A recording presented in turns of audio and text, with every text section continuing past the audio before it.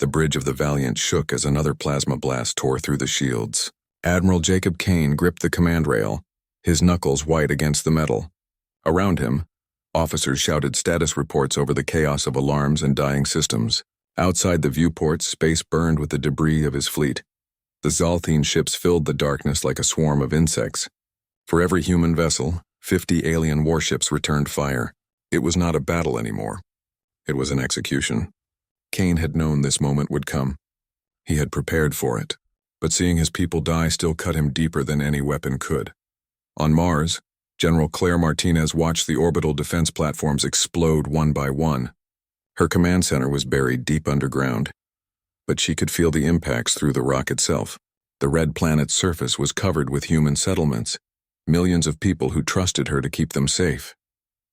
Now that trust was about to be broken, Martinez activated her communication link to Earth. Director Helen Grant appeared on the screen, her face calm despite the disaster unfolding across human space. The two women had served together for 20 years. They did not need many words to understand each other. The Zalthine had given humanity one chance to surrender 3 months ago. They had offered terms that would have made Earth a subject world, its people little more than slaves to an empire that stretched across 800 star systems. Kane had been the one to refuse. He had looked the alien ambassador in the eye and told them that humans would rather die free than live on their knees. Now the Zalthine were making good on their threat. Their overlord, a being called Vexthor, had promised to crush humanity as a lesson to other species who might think about defying the Dominion. The galaxy would watch Earth burn and learn to submit. Kane gave the order he had been dreading. All remaining ships were to retreat to the outer system. It was already too late. The Zalthine deployed a weapon that created a field of quantum energy around the human fleet. Engines died. Weapons went silent. The ships became floating coffins waiting for their end, boarding craft attached to the Valiant like parasites. Kane heard his crew fighting in the corridors below. He heard their screams as Zalthine soldiers cut through them. General Peter Collins stood beside him, a pistol in his hand. Admiral Lisa Morgan was at the navigation station, her face set with grim determination. Commander Daniel Brooks moved to guard the bridge entrance. The door exploded inward.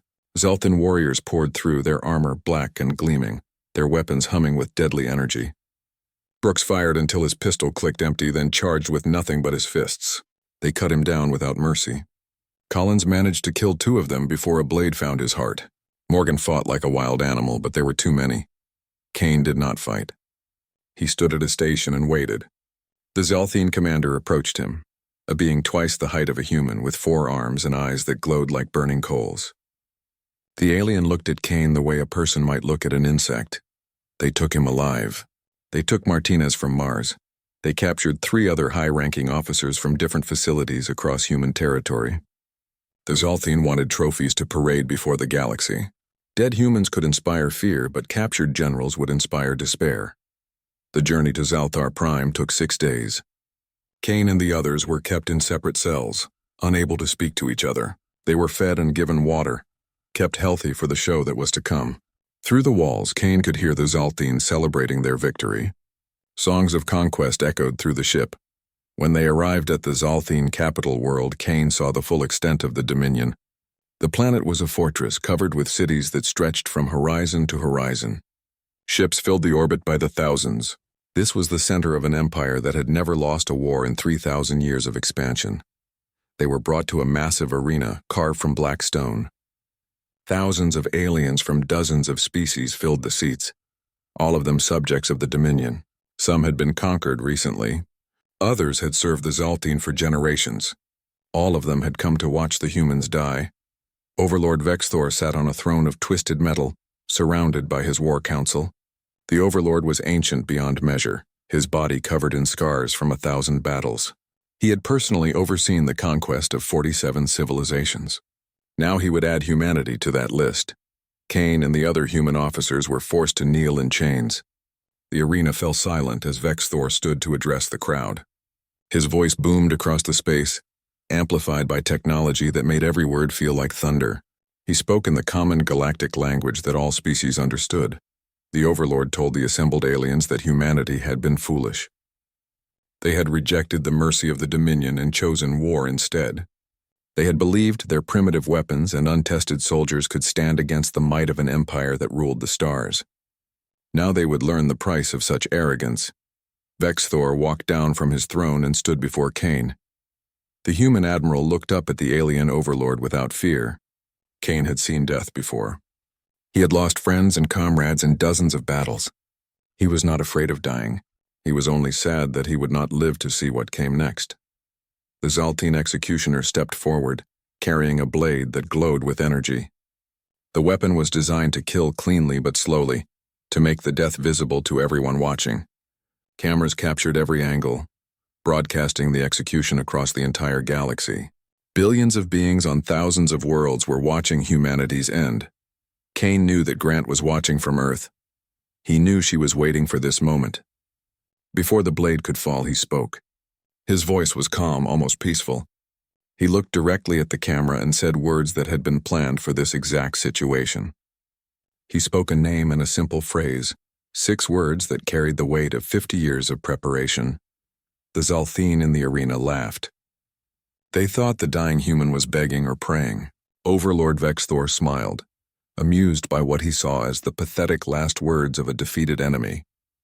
The other aliens in the crowd joined the laughter. They saw only what they wanted to see, a broken species making meaningless sounds as death approached. The blade fell. Kane died with his eyes open, staring at the camera until the very end. Martinez was next. She did not speak.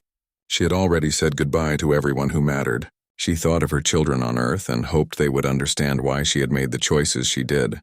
The blade took her quickly. One by one, the human generals died. The Zaltine celebrated each death with cheers and songs. They believed they had won. They believed humanity was finished. They believed the war was over and the lesson had been taught. They could not have been more wrong. On Earth, deep beneath the Rocky Mountains, Director Helen Grant sat in a command center surrounded by screens showing the execution. Officers and advisors filled the room, their faces pale with grief and rage. Grant watched Kane die without showing any emotion. She had known him for 30 years. He had been her friend, her mentor, and sometimes her conscience. Now he was gone. Grant stood and turned to face the room. Every eye was on her. She walked to a secure terminal and placed her hand on the scanner. The system read her fingerprints, her DNA, and patterns in her eyes that no technology could fake. A vault opened in the wall, revealing a single red key. She took the key and inserted it into a slot on the command console. 2 other senior officers did the same with their own keys. 3 locks opened simultaneously. A final confirmation appeared on the screen, asking if she was certain. Grant thought of Kane's last words. She thought of Martinez and all the others who had died. She thought of what humanity had built in secret for half a century. Grant pressed the confirmation button. Across human space, encrypted signals traveled faster than light to installations hidden in the dark between stars. Ancient satellites woke from decades of silence. Ships that had been waiting in the void received their orders. Soldiers who had trained their entire lives for a war they hoped would never come were finally called to action.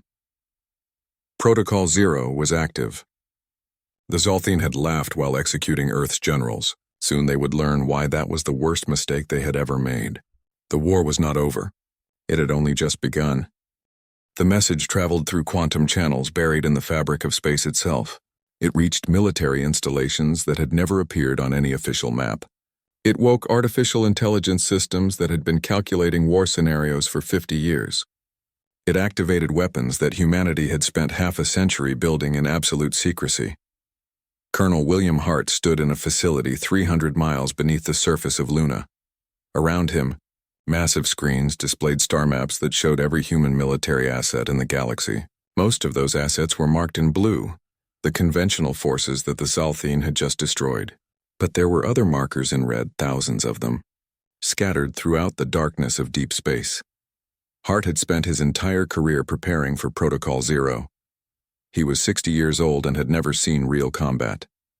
His war had been fought in simulations and planning rooms, building systems that he hoped would never be needed. Now those systems were coming online, and he felt both relief and terror at what was about to happen. Humanity had learned a terrible truth when they first ventured into space. The galaxy was not peaceful. It was not civilized. It was a hunting ground where strong species preyed on weak ones. The first human explorer ships had been destroyed by aliens who saw them as targets rather than potential friends. Earth had lost entire crews before they realized how dangerous the universe truly was. The governments of Earth had made a decision then. They would appear weak while building strength in secret. They would let other species believe that humanity was primitive and limited. They would lose small conflicts and accept insults. All of it was theater, a performance designed to buy time while they prepared for the war that was inevitably coming. For 50 years, the brightest minds of humanity had worked on weapons that pushed the boundaries of known science. They had built ships using technologies that bent the rules of physics. They had created soldiers through genetic engineering that made them faster and stronger than any natural human. They had designed artificial intelligences that could wage war across multiple star systems, simultaneously without human oversight. All of it had been hidden. The ships were constructed in facilities beyond the edge of explored space. The soldiers trained on remote moons that appeared empty on every scan. The weapons were stored in asteroids and cold planets that no one would ever visit. Earth had created a second military, one that existed only in shadow, waiting for the day it would be unleashed. That day had come. Hart activated the final authorization codes. Across human space, dormant systems woke. In the Kuiper Belt beyond Neptune, massive doors opened in asteroids that had been hollowed out decades ago. Ships emerged, black and sleek, covered in stealth materials that made them nearly invisible. These were not the bulky warships of the Earth Defense Fleet. These were predators designed for killing. Captain Rachel Moore sat in the command chair of the Retribution, one of the first Protocol Zero vessels to be built. She had been training for this mission since she was 20 years old. She was now 45, and every day of those 25 years had been preparation for the next few hours. Her ship was armed with weapons that could tear through Zalthine shields as if they were paper. Moore's orders were simple. Take her fleet to Zalthar Prime and destroy everything in orbit. Do not wait for surrender. Do not take prisoners. Show the Zalthine what humanity was truly capable of. She felt no joy at the orders. She had seen the execution broadcast. She had watched Kane die. This was not revenge. This was survival. The Retribution and 50 other ships entered quantum tunnels that bypassed normal space entirely. They traveled distances that would take months in seconds. When they emerged, they were directly above the Zalthine capital world, inside the defensive perimeter that should have been impossible to breach. The Zalthine were still celebrating their victory. The execution ceremony had ended only hours ago. Overlord Vexthor was hosting a feast in his palace, surrounded by the leaders of subject species who had come to pay tribute. None of them expected an attack. Why would they? Humanity was defeated. Their fleet was destroyed. Their generals were dead. Moore did not announce her presence. The Retribution simply opened fire. The weapons she used were called reality disruptors. They created brief tears in the fabric of space that caused matter to simply cease existing. The first shot erased an entire orbital defense platform. The second destroyed a space station that housed 10,000 Zalthine soldiers.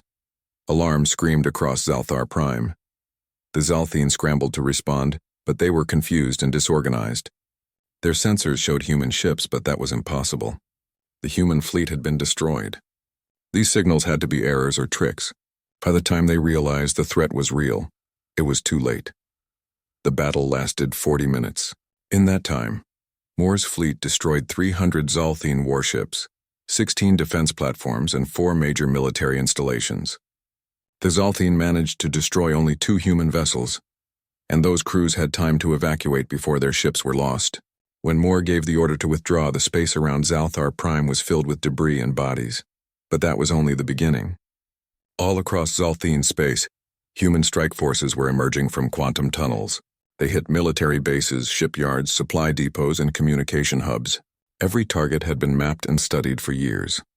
The attacks were coordinated with precision that seemed impossible without faster-than-light communication. The truth was that humanity had been spying on the Zalthine for decades. Tiny satellites no bigger than grains of sand had been seeded throughout Dominion space, watching and listening. Every ship movement, every communication, every weakness had been recorded and analyzed. When Protocol Zero activated, the human fleets knew exactly where to strike for maximum effect. General Victor Shaw commanded the ground forces. His soldiers were different from normal humans. They had been genetically modified for combat, their bodies enhanced with technology that let them survive in any environment. They could see in total darkness, breathe toxic atmospheres, and heal from wounds that would kill ordinary people. They had been trained since childhood for this war. Shaw's forces hit Zalthine colony worlds that served as training centers for their military. The attacks were brutal and efficient.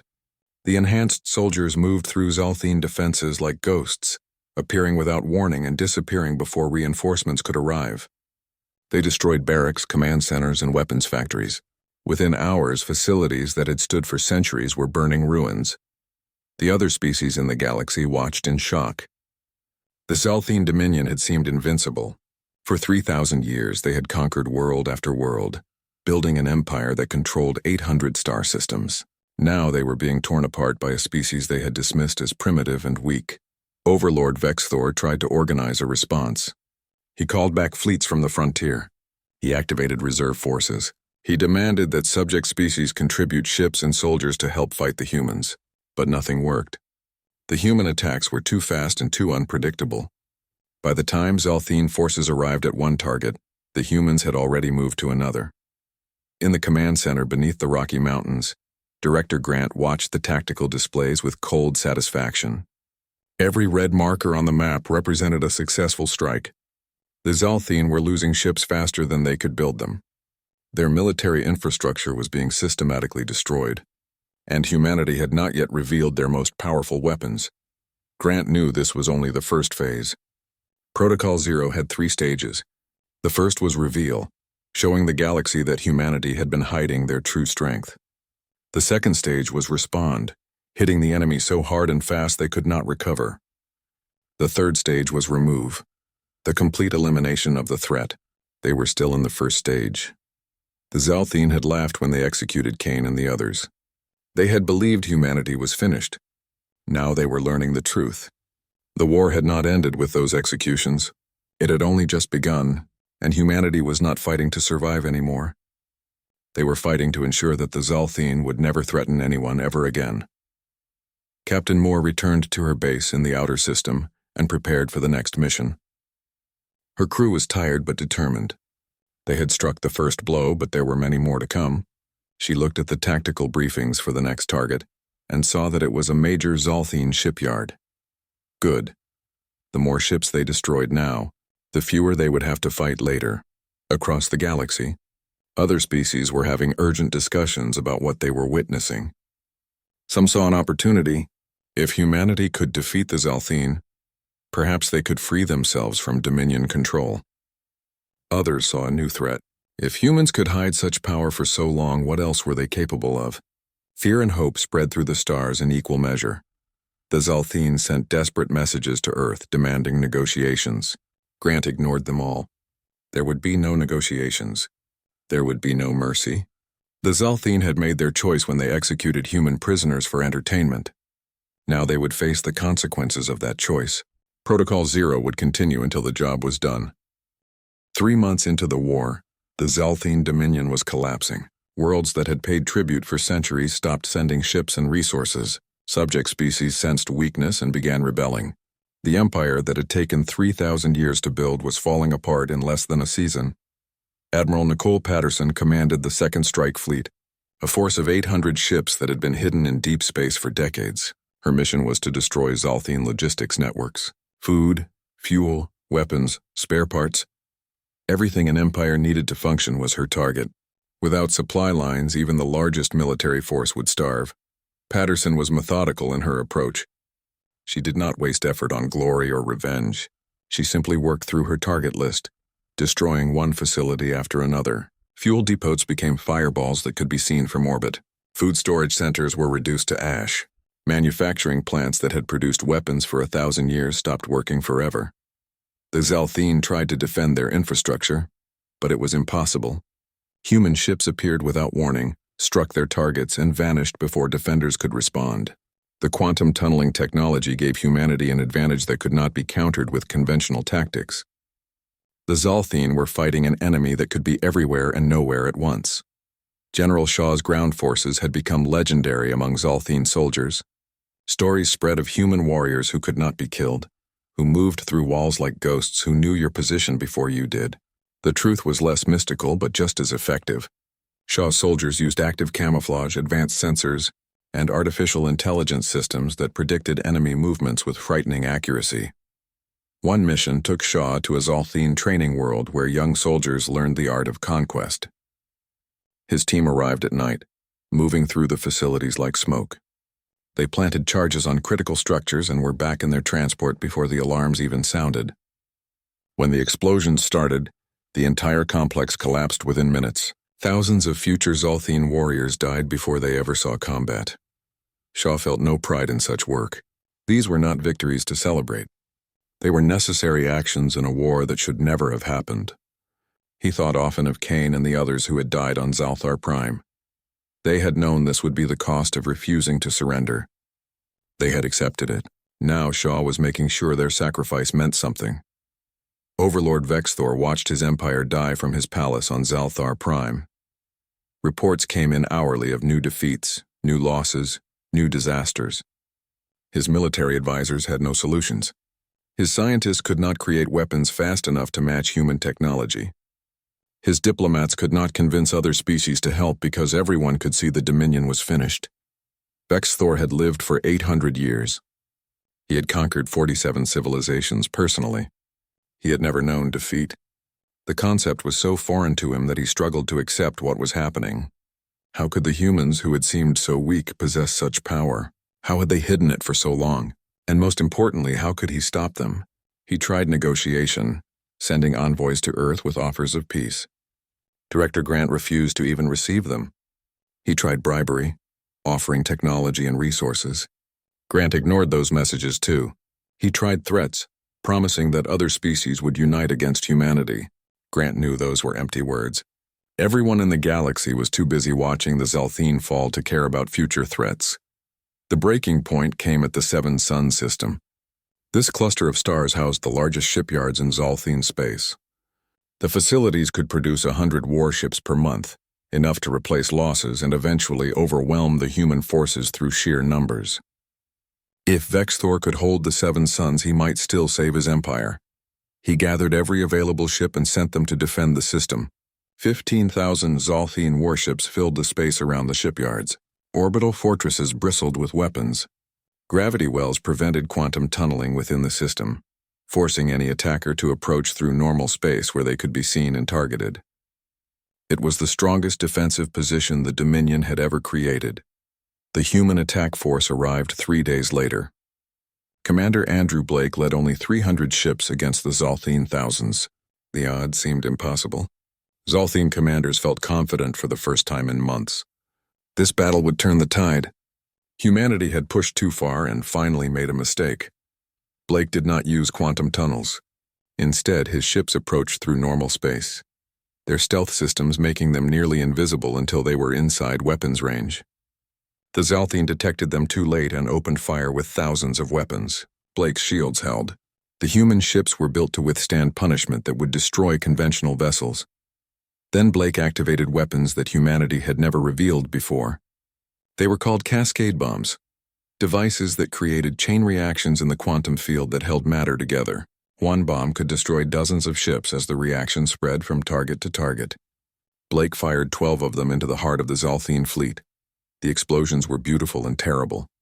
Ships simply came apart as their molecular bonds failed. Debris fields spread like flowers of twisted metal and dying light. In the first 5 minutes of battle, the Zalthine lost 4,000 ships. The survivors scattered in panic, breaking formation and fleeing in every direction. Blake pressed his advantage. His ships moved through the chaos with perfect coordination, targeting the orbital fortresses next. The weapons platforms were massive and heavily armored, but they were also immobile. Human missiles designed to penetrate thick armor tore through their defenses. One by one, the fortresses went dark and fell toward the stars they orbited. The shipyards were the final target. These were civilian facilities filled with workers who built ships but did not fight. Blake hesitated for the first time in the battle. His orders were clear: destroy everything. But these were not soldiers. They were engineers, technicians, families who lived on the stations. He thought of Kane and the execution. The Zalthine had shown no mercy to prisoners. But Blake was not Zalthine. He opened a communication channel to the shipyards and gave them 30 minutes to evacuate. Most of the workers made it to escape pods before the human weapons fired. The shipyards burned, but thousands of lives were saved. The battle lasted 18 hours total. When it ended, the Seven Sun system was a graveyard. 13,000 Zalthine ships were destroyed. All the fortresses were gone. The shipyards were rubble. Blake had lost 47 vessels, though most of their crews survived. The Dominion's ability to wage war was effectively over. News of the battle spread across the galaxy in days.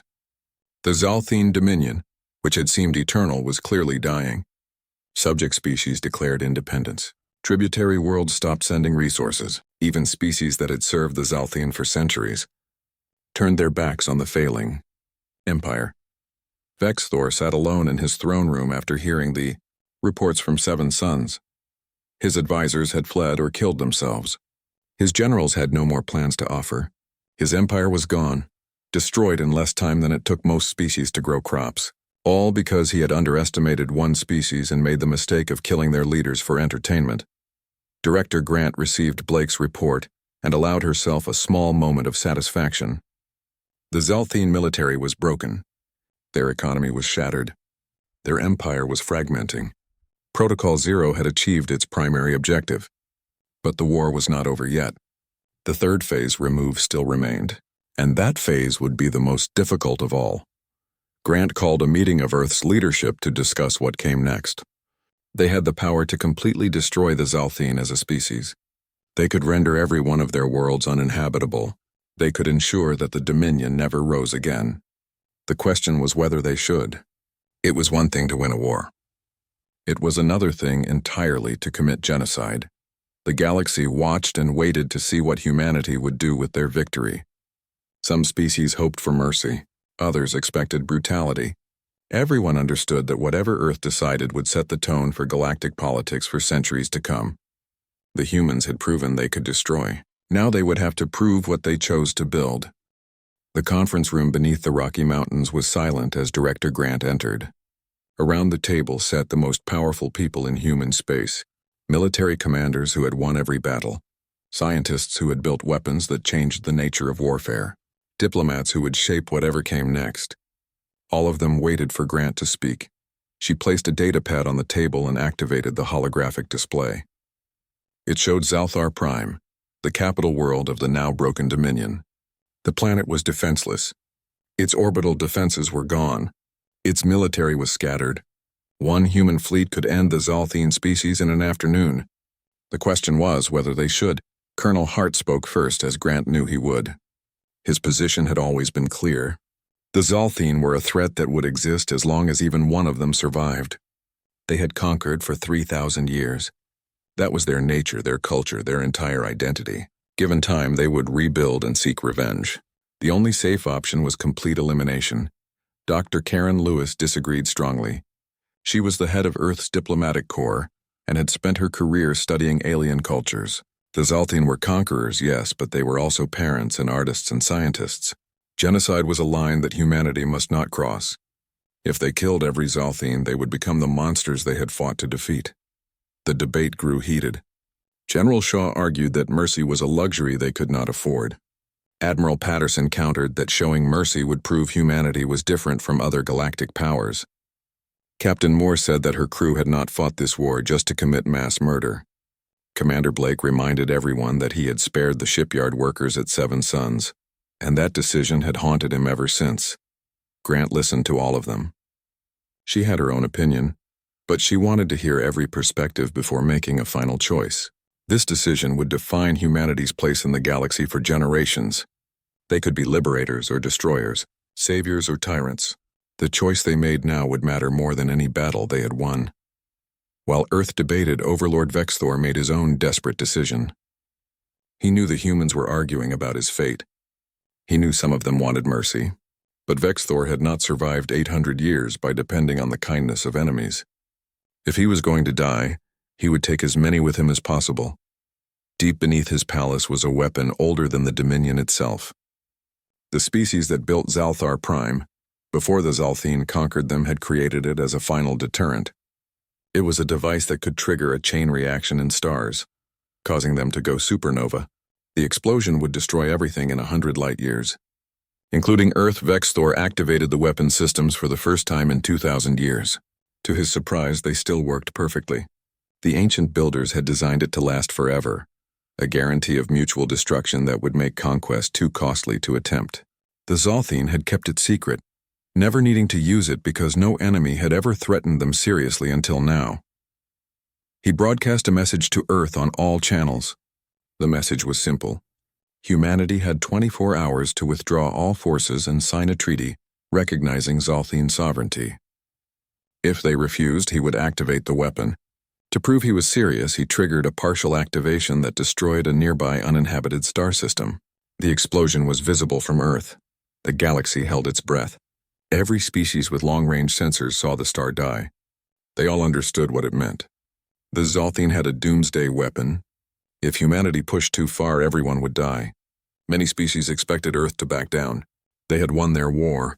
Why risk total annihilation? Grant's reaction surprised them all. She called Lieutenant Commander Amy Foster into her office.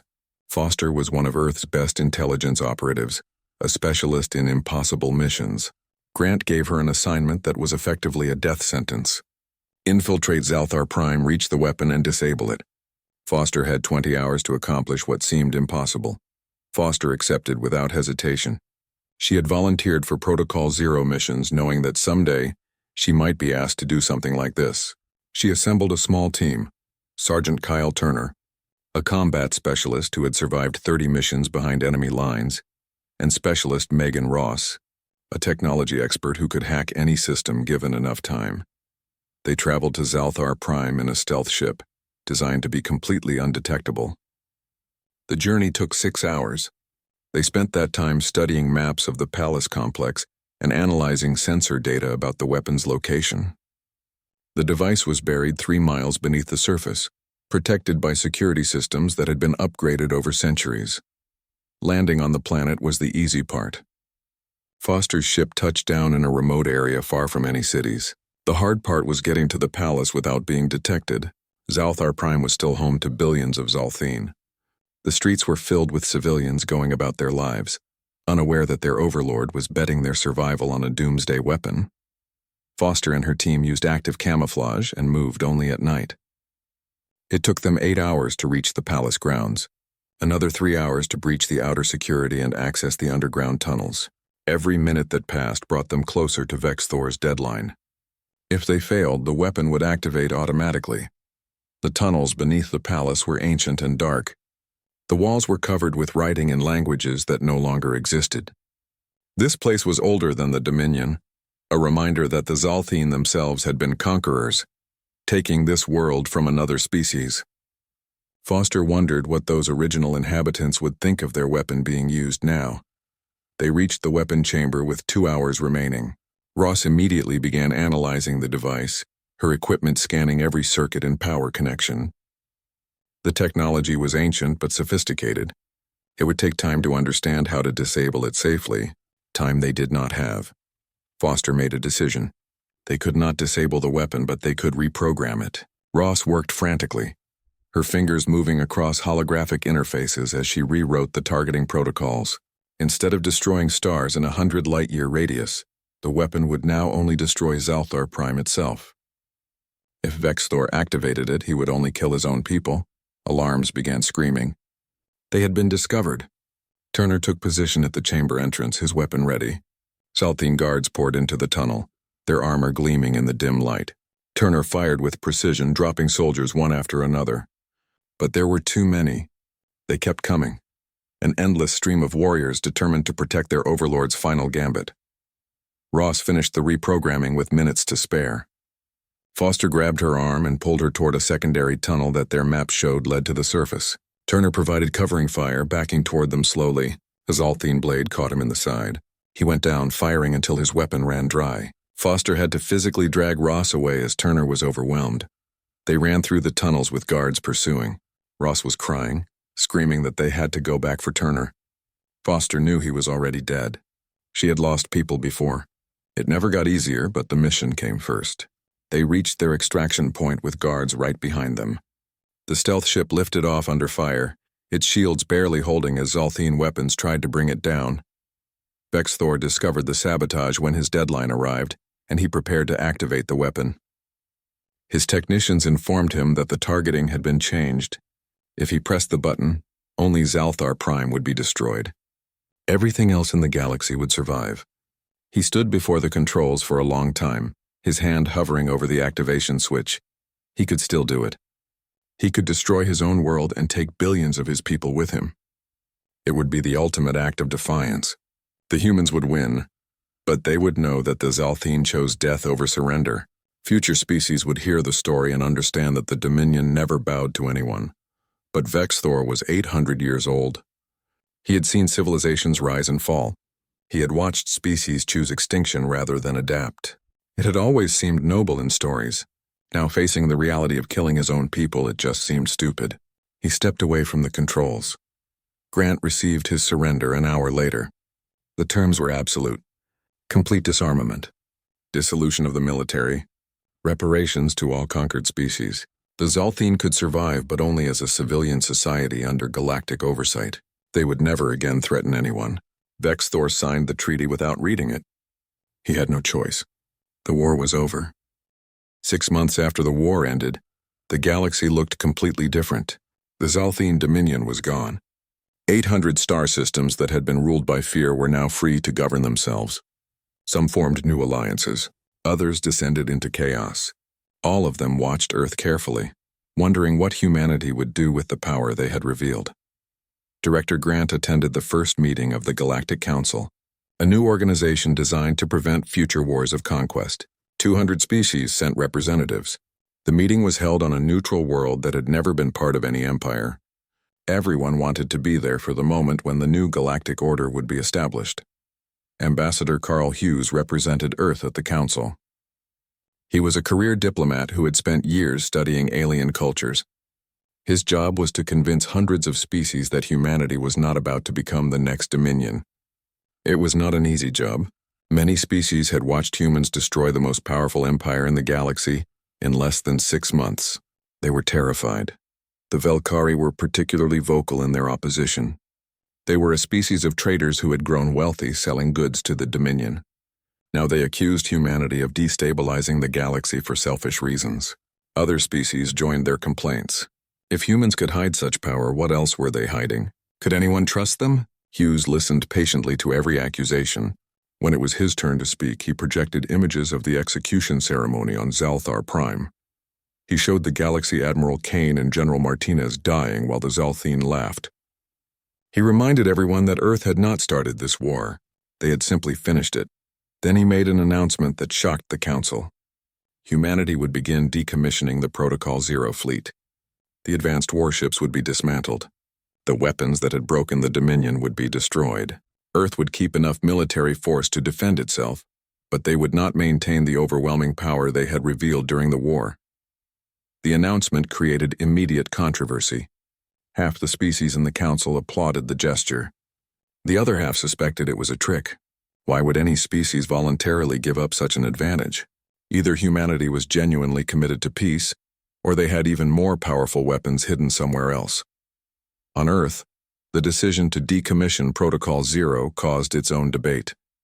General Shaw was furious.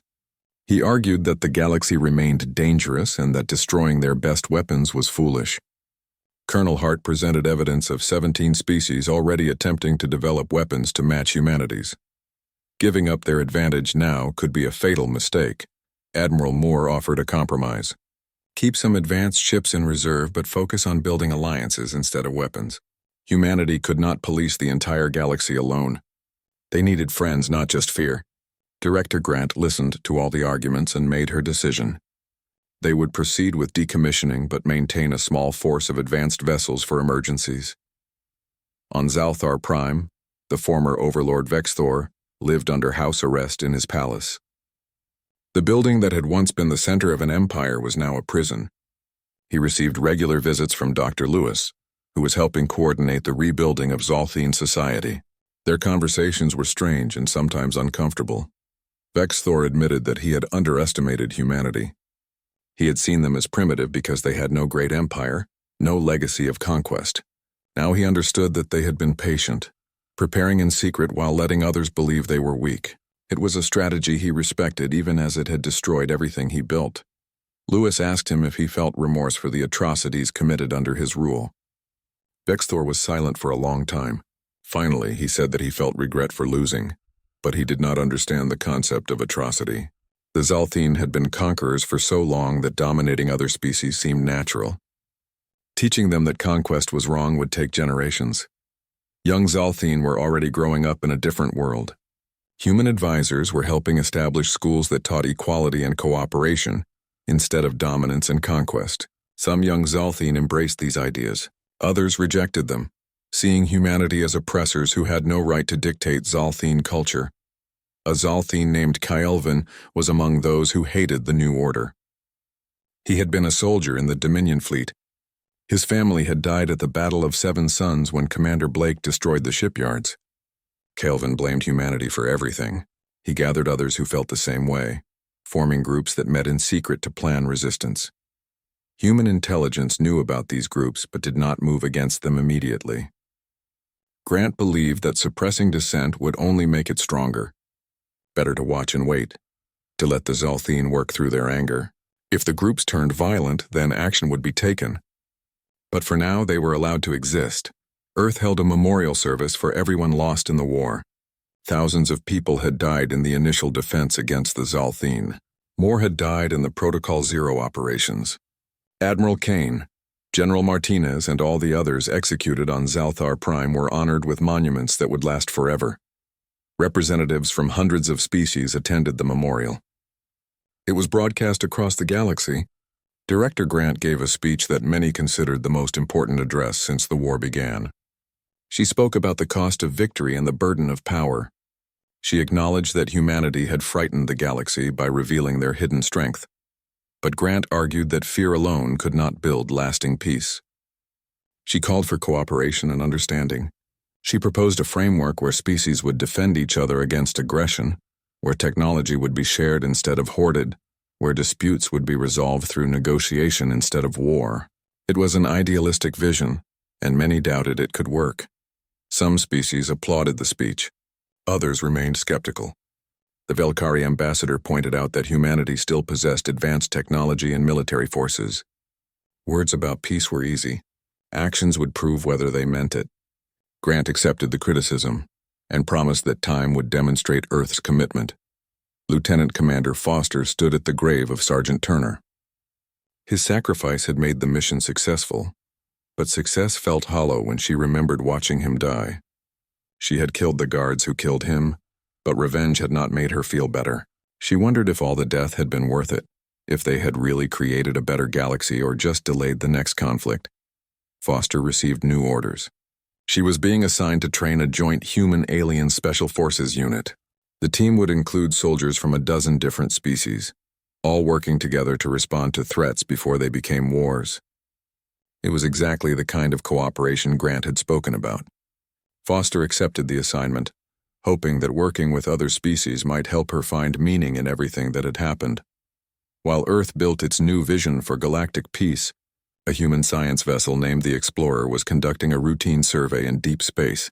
They were mapping gravitational anomalies far from any inhabited system. What they found was not an anomaly. It was a probe, ancient beyond measure, drifting through the void. The probe was brought aboard and studied.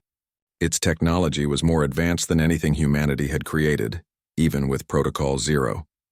The scientists spent weeks decoding its message. When they finally understood what it said, the captain of the Explorer immediately classified the information at the highest level and sent it directly to Director Grant. The probe contained a warning about an extragalactic threat, a force that had destroyed countless civilizations millions of years ago. The threat was cyclical, returning every few million years to harvest advanced species. The probe had been left by survivors who hoped someone would find it and prepare for the next cycle. According to the probe's calculations, the next cycle was about to begin. The threat could arrive in a year or in a century, but it was coming. Everything that had happened with the Zalthine, all the death and destruction would mean nothing if this new threat could not be stopped. Grant read the report late at night in her office.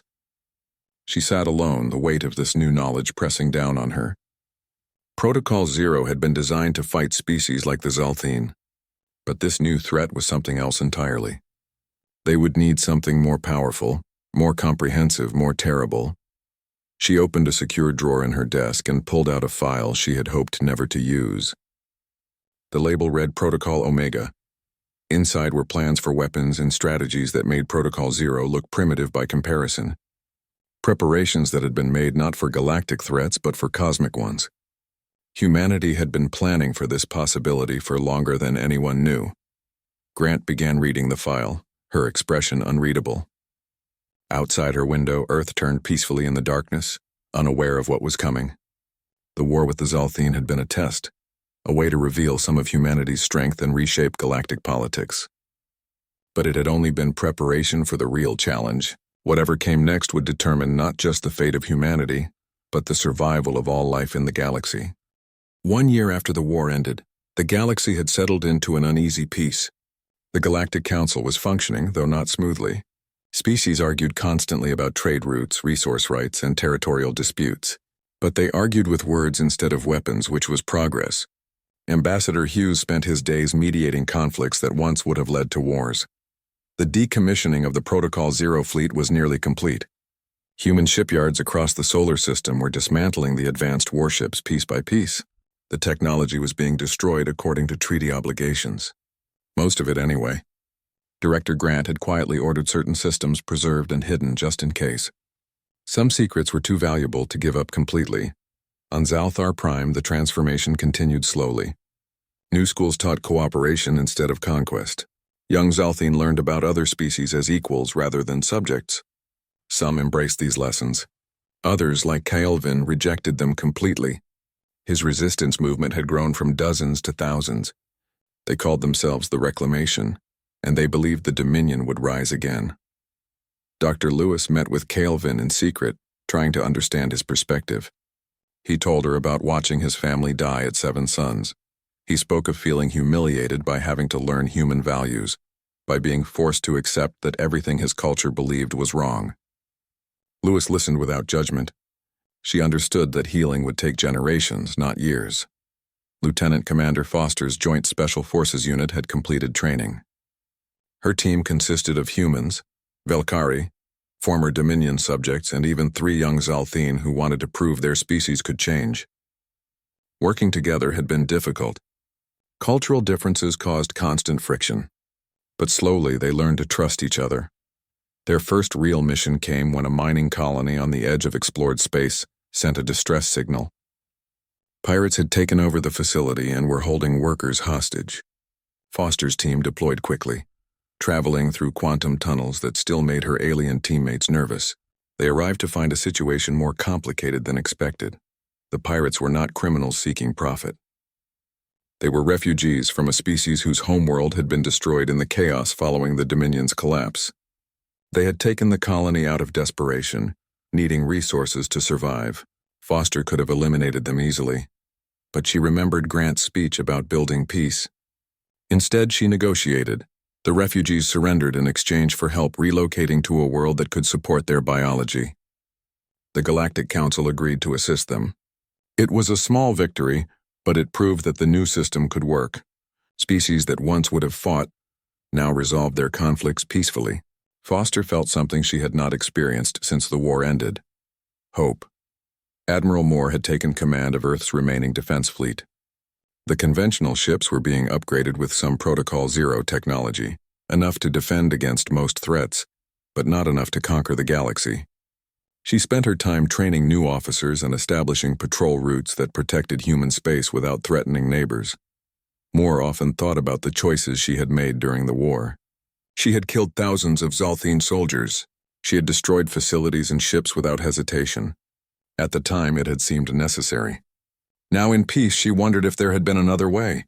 But she also knew that without Protocol Zero, humanity would have been enslaved or destroyed. Sometimes there were no good choices, only necessary ones. General Shaw had retired from active service. He spent his days teaching at the military academy on Mars, training the next generation of soldiers. He told his students about the war, but he also taught them about restraint. Power had to be used carefully. Victory in battle was meaningless if you lost your humanity in the process. His students asked him once if he regretted the things he had done during Protocol 0. Shaw thought about the training facilities he had destroyed, the young Zalthine soldiers who had died before ever seeing combat. He told his students that regret was a luxury soldiers could not afford. He had done what was necessary to protect humanity. Whether that was right or wrong was for historians to decide. Director Grant knew the truth that no one else did. The threat from the ancient probe was real. Her scientists had been studying the data for months, trying to determine when the extragalactic force would arrive. Their best estimates gave them between 5 and 50 years. Maybe longer, maybe shorter. The uncertainty was maddening. Protocol Omega was being prepared in absolute secrecy. The facilities were even more hidden than those used for Protocol 0. The weapons being developed made reality disruptors look primitive. Grant had authorized research into technologies that frightened even her. Consciousness weapons that could disable entire fleets by attacking the minds of their crews. Reality engines that could alter the laws of physics in localized areas. Devices that could turn stars into weapons. She struggled with the ethical implications. Protocol 0 had been about survival against a known enemy. Protocol Omega was preparation for something that might not even come. If the threat arrived, they would need these weapons. But if it did not, humanity would possess power that could destroy the galaxy. The responsibility weighed on her constantly. Grant decided to share some of the information with other species. Not everything, but enough to let them know a greater threat existed. At the next Galactic Council meeting, she presented the probe data. The reaction was predictable. Some species panicked. Others accused humanity of manufacturing a threat to maintain their importance. A few understood immediately and offered to help prepare. The Velkari ambassador, who had been so critical of humanity, surprised everyone by proposing a joint research initiative.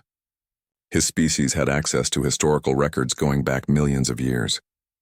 They would search their archives for any mention of the cyclical threat. Other species volunteered their own resources.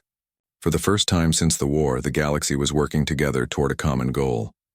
On Zalthar Prime, Overlord Vexthor heard about the new threat through his guards. He was still under house arrest, but he was kept informed about galactic events. He requested a meeting with Dr. Lewis. When she arrived, he told her something that shocked her.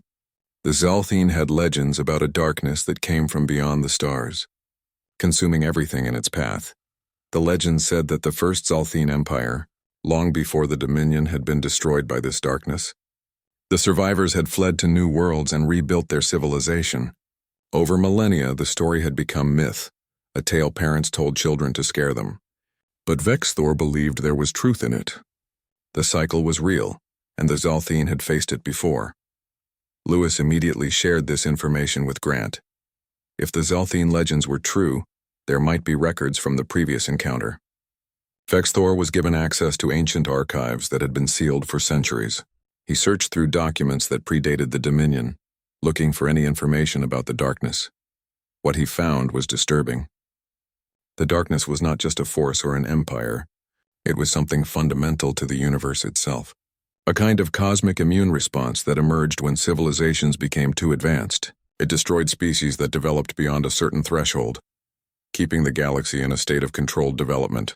The ancient Zalthine had survived only by abandoning their most advanced technology and hiding. Grant realized the terrible irony. By developing Protocol 0 and Protocol Omega, humanity might be triggering the very threat they were trying to prepare for. The more powerful their weapons became, the more likely they were to attract attention. But without those weapons, they had no chance of survival. It was an impossible situation. She called together a secret council of the wisest beings she could find. Scientists, philosophers, former enemies, and allies. They debated for weeks. Some argued for immediate preparation, building weapons regardless of the risk. Others believed they should halt all advanced research and hoped the threat would pass them by. A few suggested trying to communicate with the darkness, to negotiate or understand its purpose. In the end, Grant made a decision that would define humanity's future. They would continue preparing Protocol Omega, but they would also work to unite the galaxy in a way that had never been achieved.